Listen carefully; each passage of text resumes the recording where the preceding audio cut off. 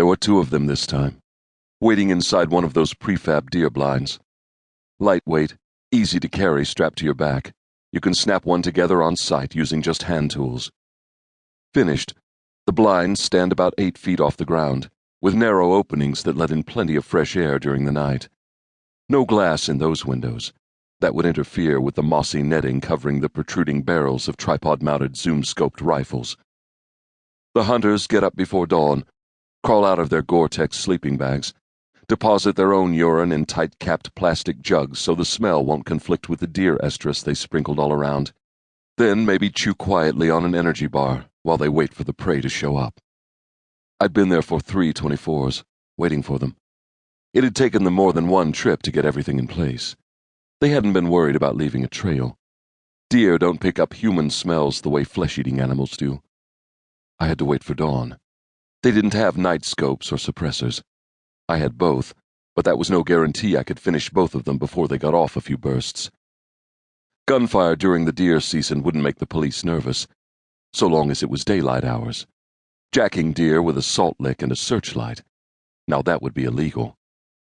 People who called themselves real hunters would say it wasn't sportsmanlike, either.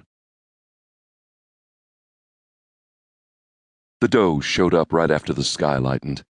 A good-sized one, but they weren't hunting for meat. It was heads they wanted. Heads with antlers, the kind that look good on a wall. But I couldn't wait for a buck.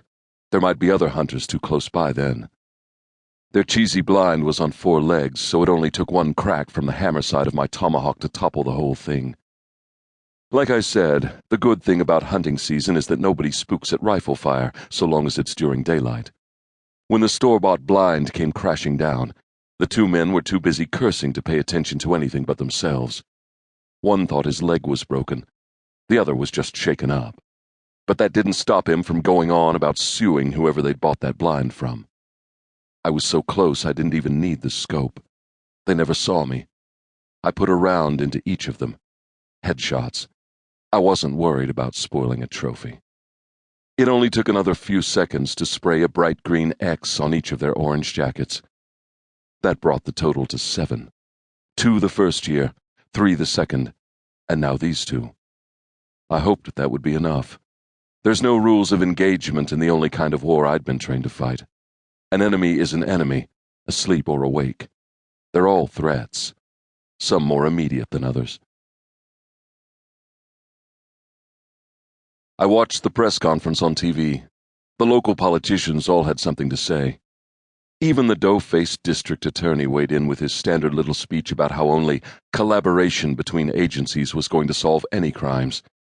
He proudly announced that a statewide task force was already on the job. One of the reporters asked why they didn't call in the FBI.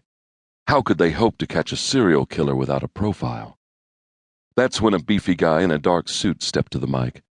He said he was going to release information previously withheld from the public, because the last 2 kills confirmed their earlier conclusions.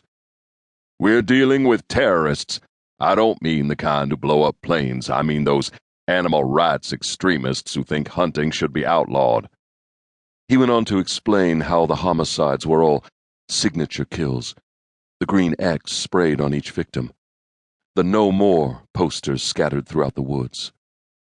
He told the audience there was an entire movement of such people out there, hunting the hunters. They have the same mindset that believes torching a bunch of SUVs is going to save the planet. We know there's a significant underground of eco-terrorists in America, especially in this part of the country. The man looked straight into the forest, as if he was daring those terrorists to come out and fight. There is no way a group like this is going to stay under the radar forever, which is why we're appealing to you, the public. One or more of you may know one of the killers. If you have information, any information at all. A phone number kept scrolling across the bottom of the screen as he talked. Nothing about a reward, though. That would keep the calls down. And there was no missing baby to search for, so nobody would be walking the woods. You know how they do that. Holding hands so they don't overlook a single inch of ground, all trying to stay within range of the TV cameras. Let me stress that we do not want any vigilante group trying to take matters into their own